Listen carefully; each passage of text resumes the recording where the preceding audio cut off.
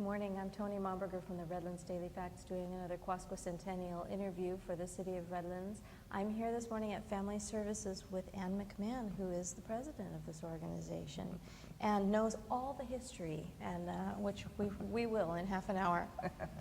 Ann, thank you so much for joining us this morning. I heard you give a presentation about the history of this group, and I was sitting there thinking, I've been trying to get a hold of her, and that's the story I wanted.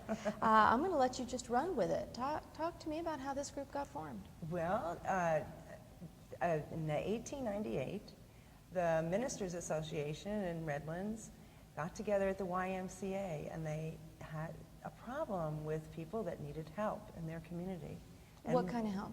They needed help with food and housing, and there was always the tramp problem, as they called it. So they decided to form an organization which they called Associated Charities, and they elected Alfred H. Smiley as the first president.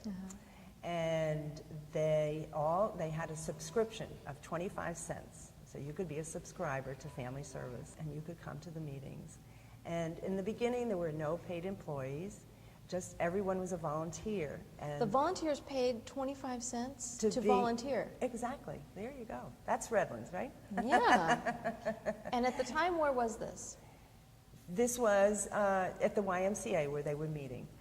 So then they would meet, I believe it was like twice a week, and they would go out and they would assign different volunteers to help different people. And they would go out and help them, and then they would meet and find out who else needed help. Now, how did they help them? Did they just feed them and clothe and house them? They helped them in many different ways. For instance, there was a woman who was a widow, and she had a family and orange groves, and she needed help. She wasn't working, so they decided that, well, we'll pay her water bill, and then all her orange groves will be watered and she can harvest the oranges. Family Service has always been there to help, to see what the problem is, and then see what needs need to be filled and see how we can serve them. And even today, that's what we do. We have a unique case management system where clients see the case manager and then they assess what income do they have coming in, do they need a job, do they need food for their home? Do they need housing? And so that's been a unique quality of Family Service all these years. But in 1904, they decided we need an employee. And so they hired Bertha Verdecar, and she was paid $5 a month. And in a couple of years later, everyone would meet at her home on Fern, and but she had to pay the phone bill. So I guess she paid it with her $5. But and they also gave her $5 a month to use her home. Do you know if that was a lot of money back then, or if that was considered not very much? I don't know. Just doesn't seem very much to me. Really doesn't. Okay. But then in 1910, I believe it was, they decided they needed a visiting nurse because there were a lot of medical problems that needed to be taken care of in the community. And the visiting nurse was paid $75 a month. So that was a lot more than $5. So $75 a month may not have been too bad. But the interesting thing about the visiting nurse, she didn't know how to ride a bicycle. So how was she going to get around to visit all these people in need? So they decided that if the weather wasn't good for walking, then they arranged that she could rent a horse for $1.50 a day, and that way she could go around to see the clients. Did she ride the horse, or did she ride in a carriage pulled by the horse? I don't know. It doesn't say in the notes whether she had a buggy with the horse. Hopefully she knew how to ride a horse. But anyway, wow. But the visiting nurse did so many different things. There was a period where TB was a big problem and in the community, and they had to, if someone in your family had TB, then they might be sleeping in a tent outside your house. And then after that person got better, then the tent had to be fumigated. So that was something they had to do. She had to be in contact with the county medical association, with the hospitals. She was a very busy person, the visiting nurse, throughout the years.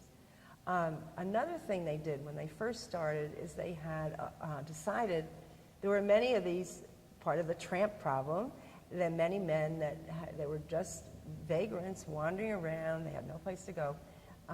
They would put them to work in the wood yard. So they had a wood yard, and the men would work for 15 cents an hour. They would not be paid in cash.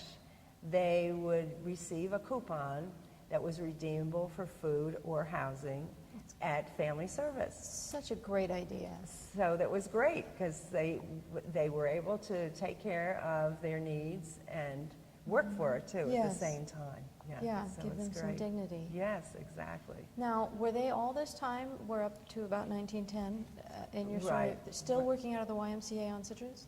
No, the family service was not working out of the YMCA. Okay. I think that haven't seen any information on where they were before they went to Bertha's house, but I think they probably had a room in a church or a room Okay. in somebody's office, just wherever they could meet.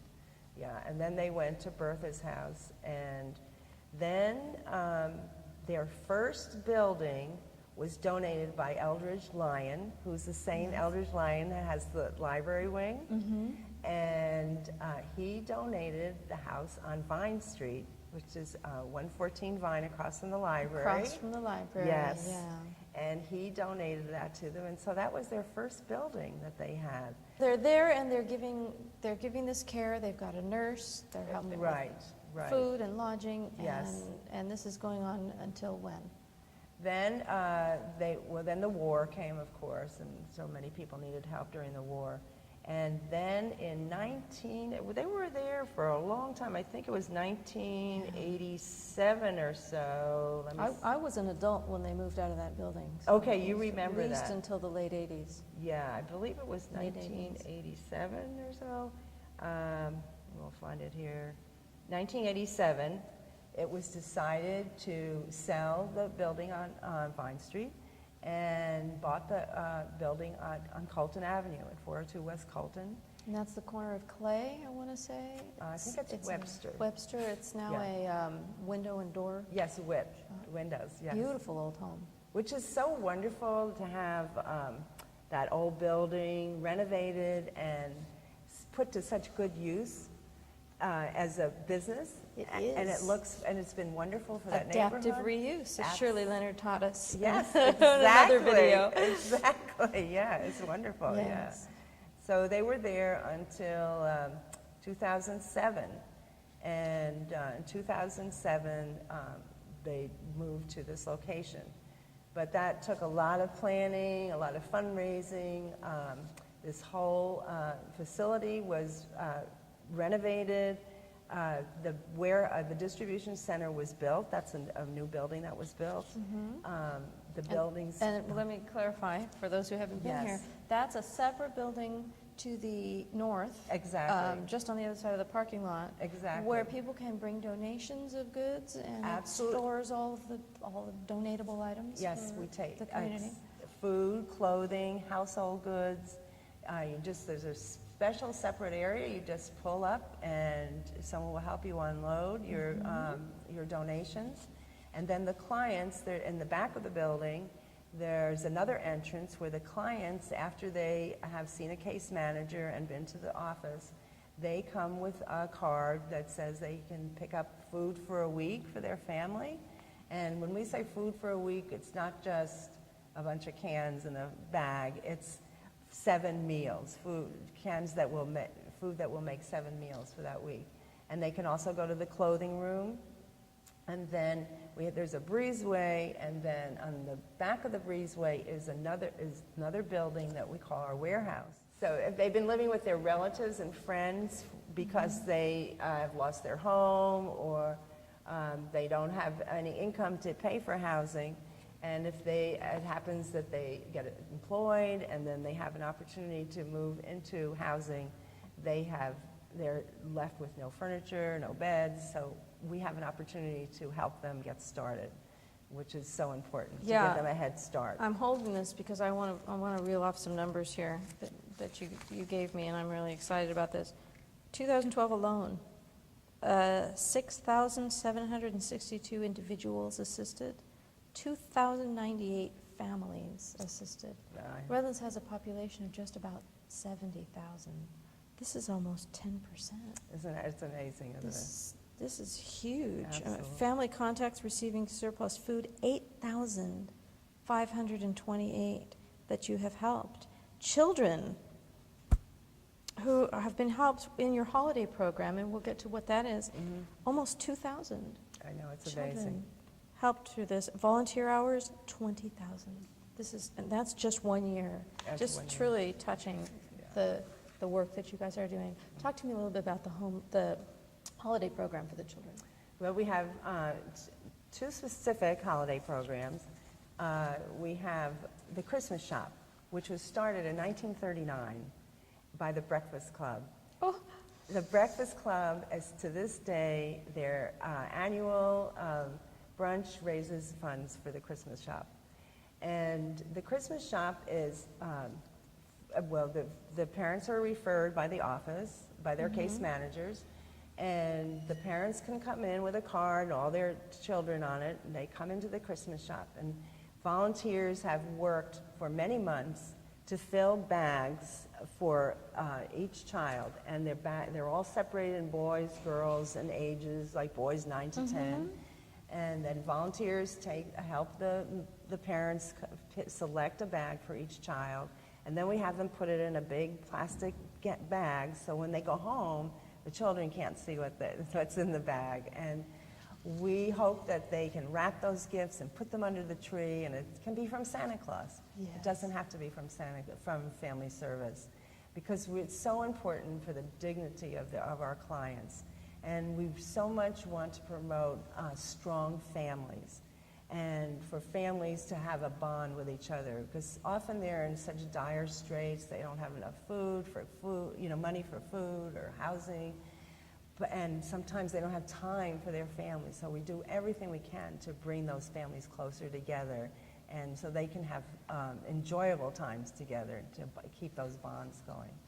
We also have an Adopt a Family program, and that is for about 100 selected families that the case managers have selected, families that have really worked very hard during the year to become self-sustaining and to better themselves.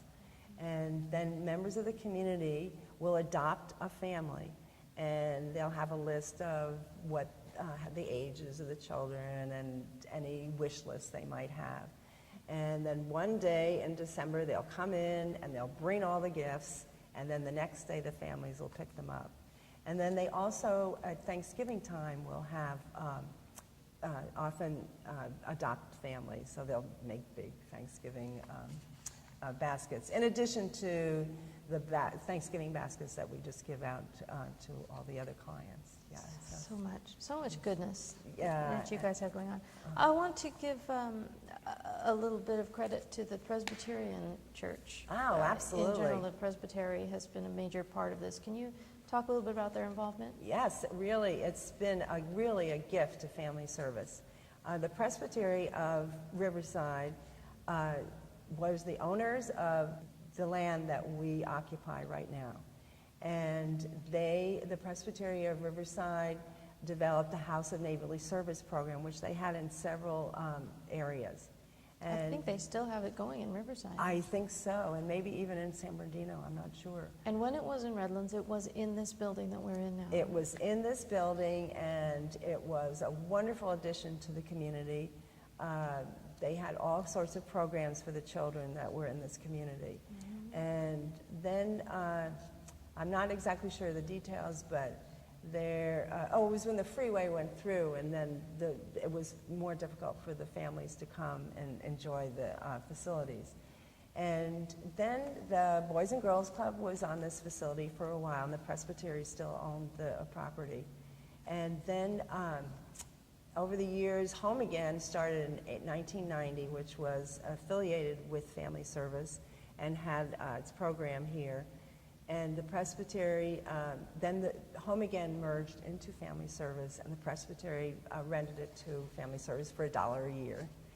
And then and then in addition, the Redlands Kiwanis Club owned the acre right next to the freeway, and the Redlands Kiwanis Club bought the property from the Presbytery and then gave it to the House of Neighborly Service.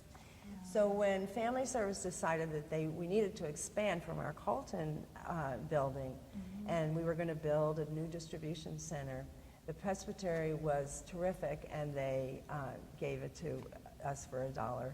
My goodness. All the property, and then House of Neighborly Service gave it to us. So it's always been such a blessing for Family Service that the community's right there when you need them, and they still are for all these 115 years. Now, for people watching this video 100 years from now, learning what Redlands was like at the Quasquicentennial mark, can we give some kind of perspective of what the population is, what the demographic is, what the percentage is? And while we've established 10% were served, are you serving all the needs? What exactly is the situation in Redlands at this time in regard to need? Well, of course, there's always a tremendous need. And there are many people that still cannot get employment, that still need help. Then if we can help them with food and clothing and give them some opportunities for employment, that helps their families. We should mention for perspective that we're just coming out of an employment slump where the numbers have been in this county have been in the tens. They've been at 14, 15%. In some areas, they've been as high as 23%. So unemployment has been bad in the past 5 years. I would say we've hit absolutely. a recession. And when the recession, first came, there was obviously so many more people came for help, that so many people that had never had to ask for help, people in middle class area that never had to, they didn't even hardly know how to get food stamps, and so that's something we could really help them with. So it's not quite as bad now because there, so many more people have employed. But there are people even today that have, they've used all their savings and they've used everything they can, and now they've run out of unemployment and they're just at the end of the line. And they've been losing homes. That's been a major factor. And then also a lot of our clients rent, and then the places where they are renting go into foreclosure, and they have to get out. So that's a problem. But yes, it is a problem, and when you consider the size of our city of about 70,000 people, that we have so many individuals that do need assistance, even this size community. And that's why I think it's so great that we can help the people that just live in our area. And you do what? You're giving holiday gifts, you're giving food. I notice there are a lot of rooms here for services. Well, for case managers, yes. We have classes. What kind of classes? We have basic life skills classes. We have some employment classes. We have done some counseling classes for those people that need that help, anger management, parenting. We are actually just beginning to, we have lost some funding for that, so we're hoping to find a new way to provide that counseling because it's so important. Anger management and parenting, that's what so many of the clients need. We have a computer lab, so that, That's people great. donate computers. We have Tom Clores, a volunteer, who he gets all those computers in shape, and then when the clients have learned how to operate a computer, then they can take the computer home. Really? So, yeah, it's really terrific, yeah. That's really terrific. Yeah, we have a lot of people like Esri that have donated computers that they no longer need. It's just amazing what people, they think of us when they have, even produce. Some people, if their orange groves are producing, and They have additional oranges. They'll bring boxes of oranges here that we can give to our clients, and so we were very fortunate in that way. But yes, if we were looking back 100 years ago, actually, wouldn't you like to know what it would be like 100 years from now? But yes, that there are people, so many people that do need assistance, and especially those families. You know, we need to be sure to make strong families, because if we don't have strong families, then our community is not going to be strong. You know, if we have a lot of weak links, then they bring down the rest of the community. So, and we want to use our resources to go forward, not to just have to be always providing for those needs. And what do you have in mind for going forward? Going forward would be wonderful to have more opportunities for to train people for employment. That would be fantastic. More opportunities for family service to have an income stream to support our operations. How is it funded at this time? This time, most of our operations are privately funded. Actually, you can see here, donations are paramount. The bulk of our funds are from donations. This is the chart she's showing. These are the donations in terms of the funding. So. And then we have some government money, but unfortunately the government is struggling itself, so their grants are decreasing. So we really rely on private donations. I would definitely say that when people want to donate in this community, Family Services is one of the first recipients that comes to mind. So well, thank you for saying that. I think that's the case. Time, but I know my reporter was here this morning Yes. because you're going green. I understand Yes. solar panels have been installed and you are looking to the future. And Absolutely. Thank you for bringing that up. Yes, we are so pleased to have our solar project completed. We have been discussing this for about 4 or 5 years, and it is just fantastic to have it done. And Seabright has been terrific to work with. In the future, you know, electricity will become more and more expensive, and so we will be able to be generating the electricity and not have our utility bills, and have more income to provide for services to the people that need it. so we're sitting in what I would consider a grand room. What is this room used for? Well, this is used for clients, for sometimes they have meals here, and any kind of event is held here. Christmas parties are here. And in addition, this room is available for rental by the public. Oh, And we so have- revenue stores. Absolutely, absolutely. It's a terrific room. It's just been renovated, has brand new tables and chairs. We also have a commercial kitchen that can be used. And just on the other side of this fireplace is a beautiful courtyard. There is. Yeah, this is really an outstanding facility. It's spacious, and there are probably 15, 20 tables in here, seating Actually, for a lot 24. of people. So, wow. Wow, it's Yeah, really a great opportunity. Yeah. So if anyone is interested, please have them call Family Service, and we would be delighted Put to the work number with in the them. story. You guys are doing great work here. Kudos and thank you for your Yeah. contributions to the community. Thank you. Thank you so much.